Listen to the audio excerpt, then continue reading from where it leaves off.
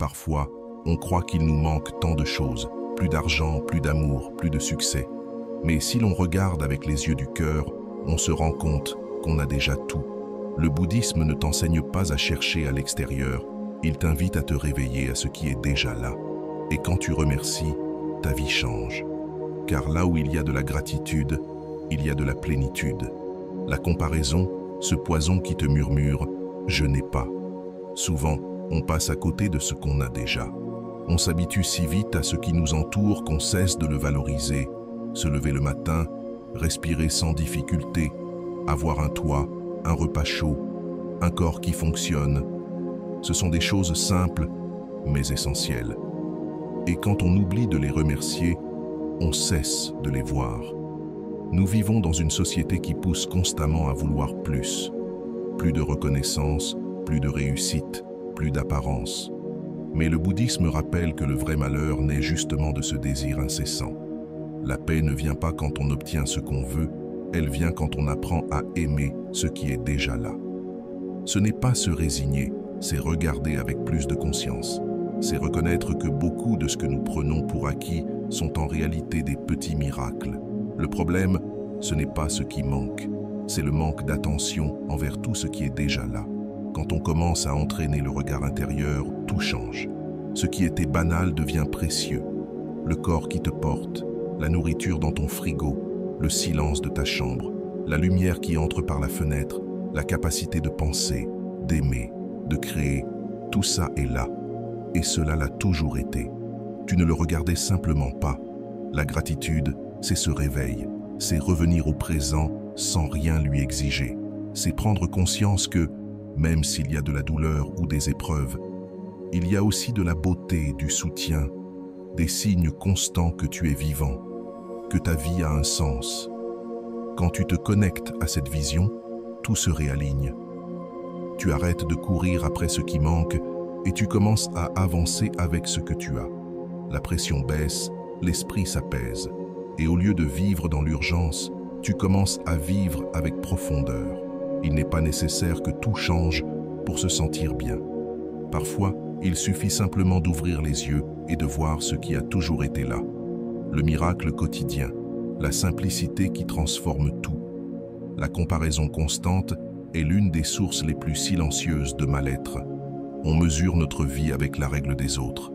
On regarde ce que les autres possèdent, ce qu'ils montrent, et on commence à croire que notre vie est insuffisante, qu'il nous manque quelque chose, qu'on est en retard. Les réseaux sociaux ont amplifié ce poison. Ils nous exposent à une réalité filtrée, soigneusement maquillée, pour paraître parfaite. Et nous, sans réfléchir, nous comparons cette vitrine artificielle à notre vie réelle, à nos doutes, nos journées grises, nos fragilités. Le bouddhisme rappelle que la souffrance ne vient pas toujours de ce qui se passe, mais de la manière dont nous l'interprétons. En vivant dans la comparaison, nous nous déconnectons de nous-mêmes. On oublie notre propre histoire, nos victoires, nos efforts, absorbés par le chemin des autres. Chacun a son rythme, son processus, ses apprentissages. La vie n'est pas une course ni une vitrine. Il ne faut pas arriver premier, ni être le plus brillant ou le plus riche. Ce qui compte, c'est d'être en paix. Quand tu te compares, tu perds ton pouvoir. Au lieu de bâtir depuis l'intérieur, tu poursuis une illusion extérieure. Et plus tu poursuis cette image, plus tu t'éloignes de toi-même. Tu te sens vide. Mais quand tu lâches ce besoin de tout mesurer, tout s'allège. Tu commences à voir la valeur de ce que tu as, à mieux comprendre ton propre parcours, à réaliser tout ce que tu as déjà traversé et tout ce que tu as grandi. Tu te souviens de chaque chute, de chaque moment où tu t'es relevé. C'est là que naît la gratitude, lorsque tu cesses de regarder avec envie et que tu commences à regarder avec reconnaissance. Tu ne penses plus « je n'ai pas ça ». Tu ressens « quelle chance d'avoir cela ». Et même si rien n'a changé à l'extérieur, tout change à l'intérieur. Dire merci, même à la douleur, ce qu'elle t'a enseigné. Il y a des choses simples qui soutiennent toute une vie. Respirer sans effort, ouvrir le robinet et avoir de l'eau chaude, qu'on te demande comment tu vas, avoir du pain sur la table, se réveiller chaque matin avec un corps prêt à continuer. Ces choses, si discrètes, sont en réalité des miracles silencieux. Mais parce qu'elles ne font pas de bruit, on ne les remarque plus. Jusqu'au jour où la vie nous secoue, quand la santé manque, quand on perd un être cher, tout ce qui semblait ordinaire se révèle précieux. Le bouddhisme nous invite à revenir à l'essentiel, à ne rien prendre pour acquis, à trouver de la profondeur dans ce qui paraît ordinaire. Chaque chose autour de toi est le résultat d'un enchaînement de causes, d'efforts, de circonstances qui te permettent de vivre ce moment. Parfois, on attend que la vie nous surprenne avec de grandes choses, mais la vraie gratitude ne naît pas de l'extraordinaire. Elle pousse dans la simplicité, une gorgée de café, le silence de la nuit, un message inattendu, un corps qui guérit, un éclat de rire soudain, le repos d'un sommeil paisible. Quand tu entraînes ton regard à voir cela, un basculement se produit à l'intérieur. Ce qui semblait insignifiant devient touchant. Ce qui semblait peu devient abondant. Non pas parce que tu as reçu davantage, mais parce que tu as appris à voir avec plus de clarté. Vivre dans la gratitude, c'est vivre éveillé. C'est cesser de courir après ce qui manque et commencer à remarquer ce qui est déjà là. Et quand cette conscience s'installe, tu n'as plus besoin de temps pour te sentir comblé. Parce que tu comprends que l'essentiel a toujours été là, dans la simplicité, attendant que tu le remarques. Avant de continuer, si tu n'es pas encore abonné à ma chaîne YouTube, je t'invite à le faire dès maintenant. En t'abonnant, tu seras informé de toutes mes nouvelles vidéos, ce qui te permettra de ne rien manquer de contenu précieux. Le pouvoir de dire merci sans rien attendre. Il y a des instants dans la vie que tu n'as pas choisis, des trahisons, des maladies, des pertes, des périodes sombres où tout semble s'effondrer. Dans ces moments, le chagrin occupe tout, il brouille tout. Il est difficile de voir du bon dans ce qui fait mal, mais le temps, quand il est vécu avec conscience, a une capacité miraculeuse. Il transforme la souffrance en compréhension. Et le bouddhisme le sait. Il ne s'agit pas de nier la douleur, ni de faire semblant que tout va bien. Il s'agit d'apprendre à traverser avec un autre regard, non comme une punition, mais comme une étape, non comme un obstacle, mais comme un maître. Les leçons les plus profondes que tu as reçues dans ta vie sont souvent venues avec la douleur. Parfois, il faut une crise pour s'arrêter vraiment. Parfois, il faut perdre quelque chose pour comprendre sa valeur. Parfois, il faut passer par le vide pour comprendre ce qui nous remplit vraiment. Ce n'est pas que la souffrance soit nécessaire, mais quand elle arrive, elle peut ouvrir une porte, si l'on accepte de la regarder en face. Le chagrin t'oblige à lâcher prise, à t'abandonner, à arrêter de contrôler, à plonger à l'intérieur de toi. Il t'invite à reconnaître tes ombres, tes limites, tes peurs enfouies.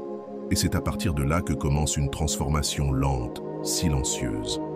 Remercier la douleur ne veut pas dire la vouloir encore. Cela signifie honorer ce qu'elle t'a laissé. Reconnaître que, grâce à cette épreuve, tu as vu quelque chose que tu ne voyais pas. Tu as réveillé une partie de toi qui dormait. Tu as grandi d'une manière que tu n'aurais jamais pu si tout avait été facile. Certaines personnes, après une perte, apprennent à savourer chaque instant. D'autres, après une rupture, trouvent leur vraie voie. Certaines, après avoir touché le fond, construisent une vie plus vraie. Parce que la douleur, lorsqu'elle n'est pas niée, révèle des vérités. Et ces vérités, aussi dures soient-elles, te rendent libre. La gratitude envers la douleur ne vient pas tout de suite. Elle demande du temps, du silence, de l'humilité. Mais quand elle arrive, elle libère. Car tu cesses de lutter contre ce qui s'est passé et tu commences à l'intégrer. Tu comprends alors que chaque épreuve t'a aussi rapproché de ce que tu es aujourd'hui. Et que sans ces blessures, tu n'aurais pas cette profondeur, cette empathie, cette sagesse que tu portes désormais en toi. À la fin, il ne s'agit pas de vivre une vie sans douleur. Il s'agit de vivre une vie dans laquelle même la douleur a du sens. Une vie où tu peux regarder en arrière et dire « Ce n'était pas facile, mais cela m'a construit. » Et quand ce moment arrive, c'est l'une des formes les plus profondes de gratitude qui existent. Comment cultiver la gratitude chaque jour, sans forcer? Il y a un moment sur le chemin où tu n'as plus besoin de raison pour dire merci. Il n'y a ni événement particulier, ni nouvelle extraordinaire, ni réussite récente.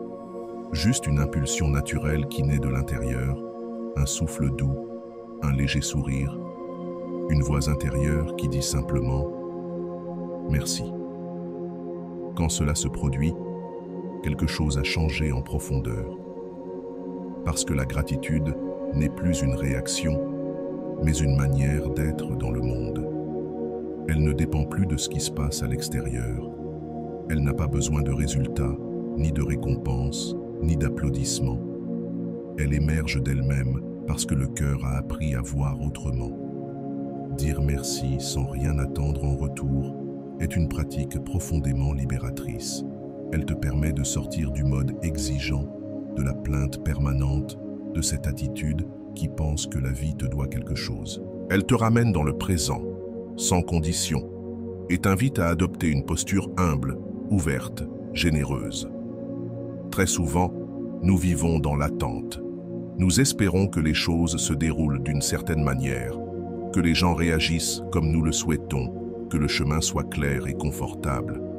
Mais quand ces attentes ne sont pas comblées, surgissent la frustration, la colère, la douleur, et la gratitude disparaît. À l'inverse, quand tu apprends à remercier même l'imparfait, même l'incertain, la vie devient plus légère, parce que tu n'as plus besoin que tout corresponde à tes mesures. Tu deviens plus souple, plus serein, plus libre. Dire merci sans attendre ne veut pas dire se contenter de peu ou ignorer ce qui fait mal. Cela signifie relâcher le besoin de tout contrôler. Cela signifie être présent, reconnaître la valeur de ce qui est là, même si ce n'est pas tout ce que tu avais imaginé. Cela signifie regarder la vie comme un cadeau et non comme un contrat. Et ce qui est le plus étonnant, c'est que lorsque tu remercies sans rien demander, la vie répond. Pas toujours avec ce que tu veux, mais presque toujours avec ce dont tu as besoin. Parce que la gratitude ouvre des portes que la plainte garde fermées. Parce que ce que tu apprécies grandit. Parce que ce que tu honores se multiplie. Remercier est une pratique silencieuse qui transforme ton énergie. C'est une manière de prier sans mots, d'élever ta vibration, de t'aligner avec ce que le bouddhisme appelle l'esprit éveillé, celui qui n'a pas besoin que le monde soit parfait pour y trouver la paix. Et ainsi, jour après jour, sans bruit, la gratitude devient ton refuge, ton socle, ta façon naturelle d'habiter le moment. Et quand tu arrives là, tu n'as plus besoin de rien d'autre. Parce que tu as compris qu'il ne s'agit pas d'avoir tout, mais de savoir voir ce qui est déjà là. Comment cultiver la gratitude au quotidien, sans forcer? La gratitude n'est pas une émotion qui surgit soudainement comme un orage. C'est plutôt une graine que l'on entretient en silence, jour après jour, jusqu'à ce qu'elle commence à germer sans même que tu t'en rendes compte. Mais pour cela, il faut une intention. Il faut s'arrêter, ne serait-ce que quelques minutes par jour, et regarder les choses autrement. Il ne s'agit pas de se forcer à être positif, ni de répéter des phrases creuses. Il s'agit d'apprendre à observer avec plus d'attention. La gratitude ne s'impose pas, elle s'éveille. Et comme tout ce qui s'éveille, elle a besoin d'espace. Une manière simple de commencer, c'est en fin de journée. Pas besoin d'écrire un journal ou de suivre des rituels compliqués. Il suffit de fermer les yeux un instant et de repasser lentement 3 choses qui se sont produites dans la journée et qui méritent d'être remerciées. Parfois, ce seront de grandes choses. D'autres fois, ce seront de toutes petites. Mais il y aura toujours quelque chose. Une belle conversation, un café chaud, une chanson apaisante, une nouvelle idée, un signe, une caresse, une opportunité, un apprentissage.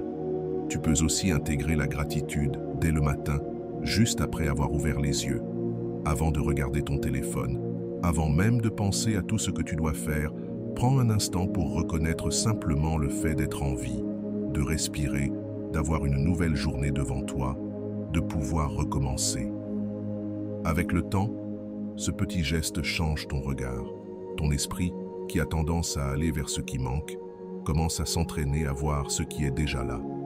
Et ce regard transforme peu à peu ton état intérieur. L'anxiété diminue, les plaintes s'estompent, la vie paraît plus douce. Une autre manière de cultiver la gratitude c'est de la dire à voix haute. Dire merci avec sincérité, pas par habitude, mais avec présence. À ceux qui t'écoutent, à ceux qui t'attendent, à ceux qui t'aident, à ceux qui sont là. Même à toi-même, pour ne pas avoir abandonné, pour avoir continué, pour être encore là. Et si un jour tu ne ressens pas de gratitude, c'est aussi parfaitement acceptable. Ce n'est pas une obligation, ni une exigence. Il ne s'agit pas de forcer des émotions qui ne sont pas là. Il s'agit de les accueillir quand elles surgissent et de t'accompagner avec douceur quand elles ne viennent pas. Le chemin de la gratitude, c'est cela. Une pratique silencieuse, quotidienne, réelle. Elle n'a pas besoin de spectacle. Elle ne dépend pas que tout aille bien. Elle naît de l'art de regarder la vie comme si c'était la première fois. Parce que quand tu apprends à regarder ainsi, le quotidien devient sacré. Et vivre devient en soi une façon de dire merci. La gratitude comme éveil spirituel. Au cœur du bouddhisme, il n'y a ni dogme ni promesse magique. Il y a une invitation à s'éveiller, à regarder la vie telle qu'elle est, sans fioriture, sans résistance. Et dans ce regard profond, tu découvres que le plus grand acte spirituel n'est pas de tout comprendre, mais de tout remercier. Parce que lorsque tu remercies, quelque chose en toi s'ouvre. L'esprit cesse de s'agripper, le corps se détend, le jugement s'apaise. Tu n'attends plus que la vie change, tu la vis. Tu dis « ceci est suffisant ». Et de là, de cette acceptation aimante, naît la véritable transformation. Tu n'as pas besoin d'une grande illumination pour te sentir comblé. Parfois, le véritable éveil survient dans les choses les plus simples. Une promenade sans but, une conversation sincère, un après-midi quelconque où, pour une raison inconnue, ton cœur se sent en paix. À cet instant-là, sans bruit, sans effort, tu sens que tout est à sa place. La gratitude, quand elle est profonde, ne dépend pas de l'extérieur. Elle va au-delà de ce que tu as ou de ce que tu n'as pas. Elle devient une attitude intérieure, une présence douce qui accompagne chaque geste. C'est une manière de marcher, de respirer, de regarder. C'est un silence qui dit « oui » à ce que la vie apporte, même lorsque tu ne comprends pas tout. Et cela, en essence, c'est l'éveil. Pas un état idéal, lointain ou parfait, mais une manière d'être ici, maintenant, avec les yeux ouverts et le cœur prêt. Une manière de vivre sans fuir, sans exiger, de revenir au présent comme on revient chez soi. Quand tu vis dans la gratitude, tout devient plus clair. Les moments difficiles ne disparaissent pas, mais ils cessent de t'écraser. Les réussites ne te gonflent plus d'orgueil, car tu n'as plus besoin d'elles pour te sentir précieux. Et ce quotidien que tu ignorais parfois devient suffisant.